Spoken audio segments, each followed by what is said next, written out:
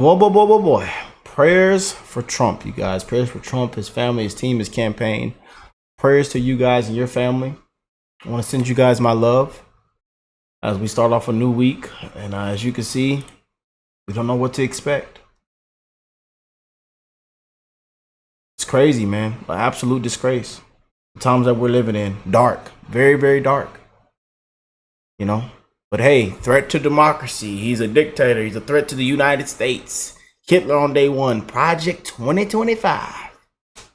A bunch of crap, BS, brainwashing. You know, the rhetoric that they spread. The lies.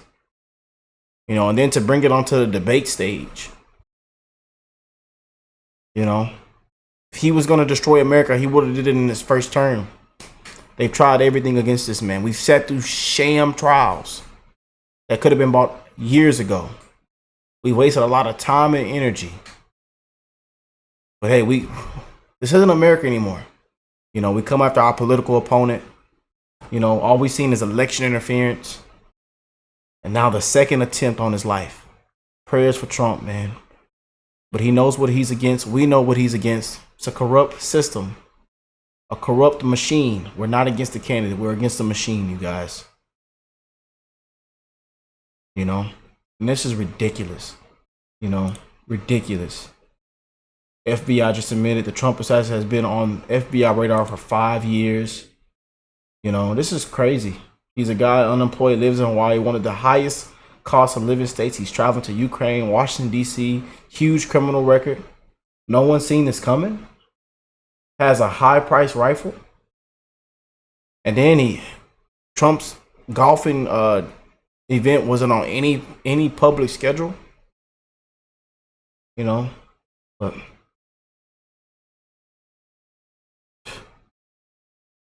the Secret Service said they did an amazing job on this. You know, they caught it before anything could happen.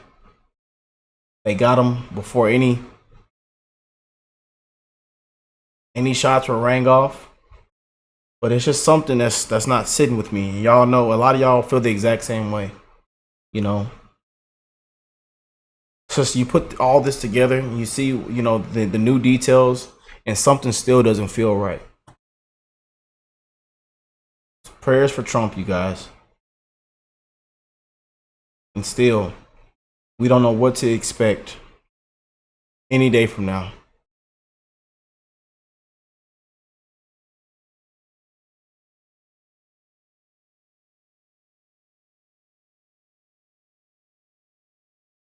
You know, but look at the comments. You know, inside job, there is a mole inside the Secret Service, period. The guy saying not getting off a shot is a success. The guy should have never have been that close, and he was there 12 hours. A success. Why is Tulsi Gabbard on a no-fly list and this guy wasn't on the FBI's? It's crazy, man. It is ridiculous. It is absolutely ridiculous, man. And everybody feels the exact same. You know, we all have a bad taste in our mouth still. It's very, very fishy, in my opinion. And I know a lot of you guys feel the exact same way. But I want a lot of people send me this take from the 5 to check out as they react to it. But man, let me know how y'all feel about this. But please, prayers for Trump in the comment section. We don't know what to expect next, man. And we are in a fight to get our country back, man. That is the reason why I've literally paused music, stuff that I really love doing. You know, reacting to all kind of comedy, music, sport highlights, and all kind of stuff. Besides politics, because politics is a dirty game. You know, I've put a pause on everything that I really love doing, you know, to focus on this, man, and to call out the truth and to wake more individuals up. So thank you guys for all the love and support, man, all the kind donations. And we've gotten a chance to even bless people back. We've gotten to send out thousands of gifts. We've gotten to give to, you know, complete strangers. And that's what I love, man. That I get to be a blessing and put a smile on somebody's face. You know, people around the world. It's a blessing, you guys. But we are in a fight to get our country back, man. And we got to save America, and it has to be too big to rig, man. Well, let's check it out what the 5 got to say. Check it out. And just moments ago, the FBI, Secret Service, and other officials giving a major update on the second assassination attempt on Donald Trump's life. Watch this here. The subject, who did not have line of sight to the former president, fled the scene. He did not fire or get off any shots at our agent. What we did yesterday proves that the system can work, because the suspect didn't even get close to getting a round off, and we apprehended him and brought him to justice. It comes as we get chilling new details on the would-be assassin, including what he was doing right before getting caught. New records show that 58-year-old Ryan Ruth was lying in wait, spending nearly 12 hours hiding in a sniper's nest near Trump's golf course before being confirmed. 12 hours, bro. I'm telling y'all, man, I know y'all feel the exact same way. As more news and details hit the fan, I know y'all feel the exact same way, man.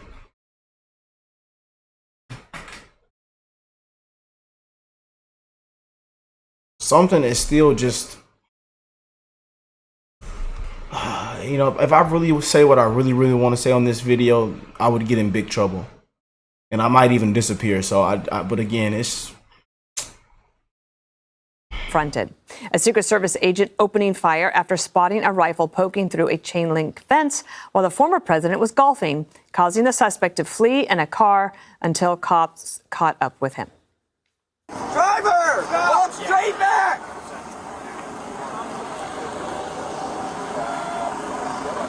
Keep walking! Keep that long.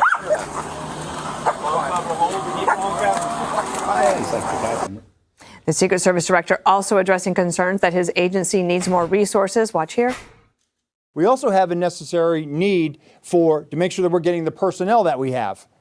And that requires us to be able to have the funding to be able to hire more people. You can't just give me money and say, hey, we're going to make sure that everybody gets overtime. Because the men and women of the Secret Service right now, we are redlining them. And they are rising to this moment, and they are meeting the challenges right now. All right, Judge, take us through your thoughts. Well, this is the second assassination attempt in 2 months, and you're only lucky so many times.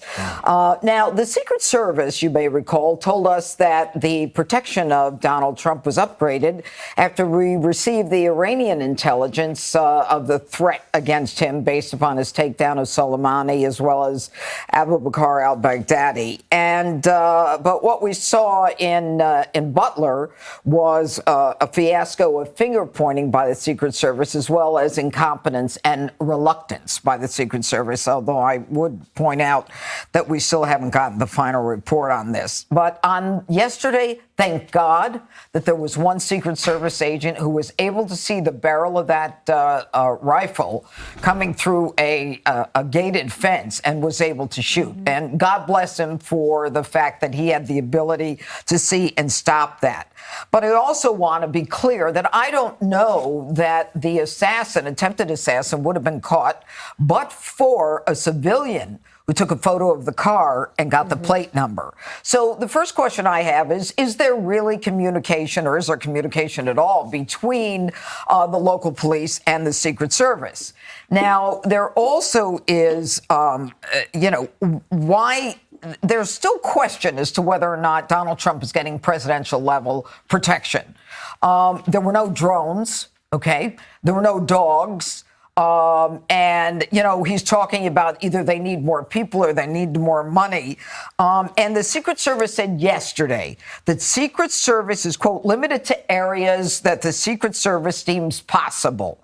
So why doesn't the group that is so into reimagining the police and reimagining everything, deeming that it's possible for someone to be able to see through that hole where people all the time, including the press, take photos of President Trump playing on the golf course? Everybody knows that that's an area that is capable. It's a major thoroughfare. And at the same time, don't tell me that you don't have the ability to secure outside of that fence. And they say that they can't close that particular spot. I'm not so sure that they couldn't have done that. Now, Biden says Secret Service needs more help. Congress should give them more help.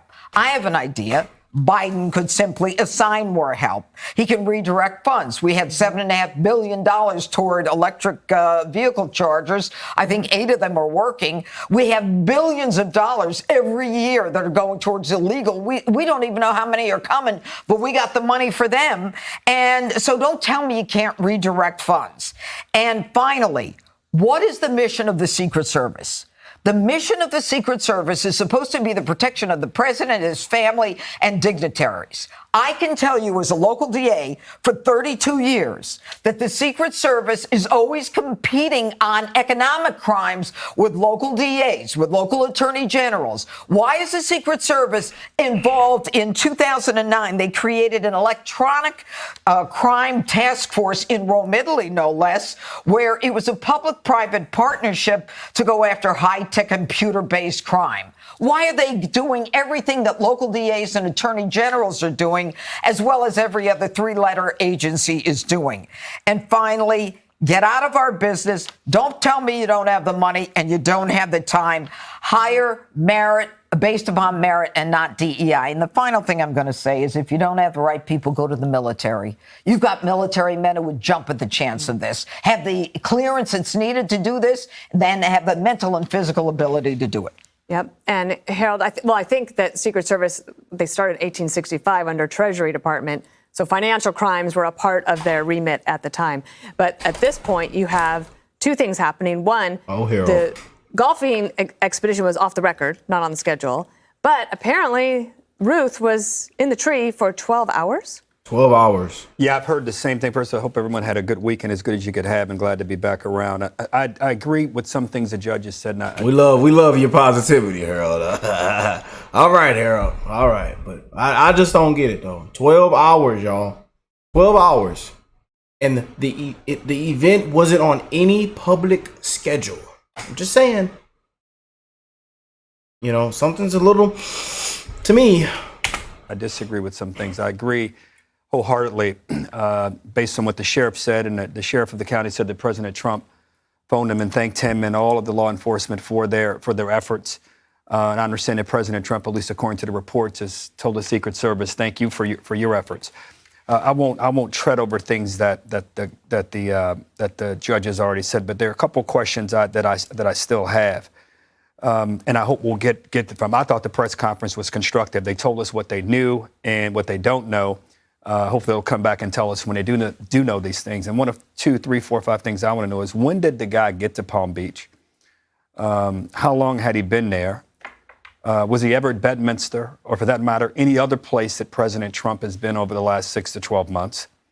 And I think if we get answers to these questions, we will get the answer to, I think, the question that is reverberating in my mind when we learned that the president was safe. Good questions. Good questions. I did learn in the press conference no shots were fired. The guy did not have a line of sight. Mm-hmm. But the real question is, was he working with an adversary, a foreign adversary? And we don't know the answer to that yet. People say that the guy is perhaps low level and not sophisticated enough. But normally those are the very people who sometimes may be either knowingly or unknowingly working with people they shouldn't be working with. Finally, this notion of resources, where I differ a little bit with Judge, and you certainly have a strong theory around this as well. I just think whatever resources that they may need, whether redirecting something from one thing to the other, if the Congress wants to come back, and I think that everyone would vote for an emergency supplemental to provide whatever the Secret Service may need in terms of more training, more people, whatever more munitions, whatever it may be. And one of the things we may know is if it's an off-the-record thing, which we learned this was, we know the president likes to go there. So maybe they should just sweep these things anyway. And if they need more resources for this kind of thing, that's what we should not only perhaps give them, that's what we should absolutely give them to make sure we don't have this problem again. But I congratulate the Secret Service again from saving us again from one of the great tragedies the nation would have ever suffered. Jesse, the FBI special agent in charge of the Miami field office said that the attempted assassin was the subject of a previously closed 2019 tip to the FBI that Ruth was in felony possession of a firearm, which means that he shouldn't have had it. So he's all over the FBI's radar. He was all over the media's radar. Mm-hmm. And he was all over the State Department's radar. The State Department got a tip about him when he was in Ukraine. Dana, what's a poor roofer from North Carolina doing flying to Ukraine How's he flying to Ukraine, Thank you, flying to Jesse. Hawaii, flying to Palm Beach, flying to Washington, D.C.? Who the hell is this guy? Yep. You know, you've seen he's wearing like an expensive pea coat with some preppy tie, and he's got a Ralph Lauren shirt on. The next thing you know, he's wearing all camouflage and red, white, and blue. This man is nuts. I don't trust him, and I want to know everywhere where this guy's been. Because he's a Ukraine radical. He's been radicalized, either self-radicalized or some other foreign entity has a hold of him, or maybe something we don't even want to talk about. Because this guy, you don't have a convict like that running around out in the open like that, getting interviewed by the Times and just showing up at the right place at the right time. We got lucky. They didn't even sweep the perimeter until he was already on the course. Right. They didn't pre-sweep it. And they're patting themselves on their back. They better be kidding me. And this isn't about money. Joe Biden just spent like $20 trillion. There's plenty of money. He wants money. They can have the money. They have as much money as we can print. When has it ever stopped us? We just print it. This is about priorities. The Biden-Harris administration has not been able to protect their rival. Either they're reckless or they don't care that much. But this guy, do you realize how extraordinary to have 2 attempted assassinations on one guy with huge security lapses in the span of, what, a couple weeks? That's insane, Dana. Joe Biden came out and was listless. If I was president and this would happen on my watch, I'd fire someone. I'd fire someone. If this had happened to Obama, think about it. There was no attempted assassinations on Barack Obama's life like this. And if there was, Fox News would probably be out of business. Rush Limbaugh would probably be yanked off the air because they said something critical. Think about the kind of things they're saying about this guy, and it's completely normalized. Joe Biden's at the beach. They can protect him. Kamala Harris is riding around on a bus that says Kamala Harris all over rural Georgia. No one's ever tried anything. They're perfectly fine with protecting those people, but they can't protect one man. And the answer, why can't they protect that guy? And that's the question. Well, I think the Dems have to realize there is a risk in amplifying the message that this guy has to be stopped at all costs. On the plus side, you get a lot of people believing that Trump is an existential risk. On the negative side, you get a lot of people believing that Trump is an existential risk. So that activates, it's a pretty genuine way to brainwash somebody. It activates those on the margins of society to fulfill your implicit directive. You see, when you brand somebody Hitler, that has a long-standing effect. You know, you see the media trying to tie this to the rhetoric about Springfield. Well, A, this guy isn't from Haiti. And B, that is not how brainwashing works. Brainwashing is created through a sustained repetition of messages for a long period of time. Like I told y'all. The same things they come out and repeat. They even brought it back again to the debate stage. And the lady didn't get fact-checked it not once. Same thing. It didn't happen in a few days after some kind of outburst, you know, after a story appears. It happens after months or years of specific ominous rhetoric targeting the object for elimination. In this case, you could say it's cause and effect. It's been 4 or 5 years of this. It's interesting to me, it's the same people who push the concept of hate speech in its most absurd form, you know, using the wrong pronoun is hate speech, employ it in its purest shape for years. And then you got to wonder, why are pundits blaming Trump's rhetoric for this assassination attempt? I can only think it's to improve Democrats polling with abusive husbands, because it's no different. It's not Trump's rhetoric. It's how the media twists the rhetoric into a different meaning. Bloodbath. He's talking about the auto industry, their profits.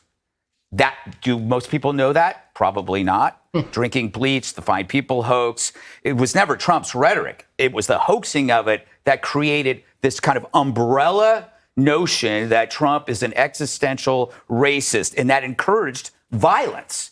That is the brainwashing. You know, I watch a lot of Dateline, so I understand motive and opportunity. And in both suspects, you have motive and opportunity. You have white male misfits who are very similar. They're perfect to be triggered. In this case, you have somebody who was seeking the infamy of some Ukrainian fantasy, hanging out with Malcolm Nance, You know, these are the perfect candidates for triggering. Timing is similar before an election. Target is the same. Who benefits with Trump out of the picture? Well, you know what? Ukrainians do. The Ukrainian army does. I don't know. The suspect was deemed as politically ambiguous. How are you politically ambiguous when you try to kill Trump? That was the same strategy of spin that was used on Crooks. Well, he was looking at other places as well. That's as ambiguous as my good looks. Which are not ambiguous. Thank you very much. All right. Thank you. We have more to come. Yep. Just can't make it up, you guys. But I know there's a bad taste in all you guys' mouth, man. Let me know what y'all think of this. But again, prayers for Trump, his family, his team, his campaign. We don't know what to expect next, you guys. But I want to send my prayers out, my love out to you guys. And that we can just make it to November, man. And we encourage everybody to register and go out and vote. We're going to be bringing you guys the best coverage, updates, letting you know what's going on. And it's getting crazier, man, as we live and go through these dark, disgraceful, sick times, man. You know, ridiculous. Everything we've covered this year, man. You know, and then it gets even worse when you look at, you know, what the Democrat side, their side, and they're one of the reasons why a lot of this stuff is taking place right now to begin with. You know, it's all corrupt, man. It's just been a complete show. A complete circus, man. We are divided. There's so much hatred, so much misinformation, so much brainwashing. It's a bunch of crap, man. But I love y'all. Bless you all and your families. And I'll catch y'all in the next one, man. Peace and love, y'all.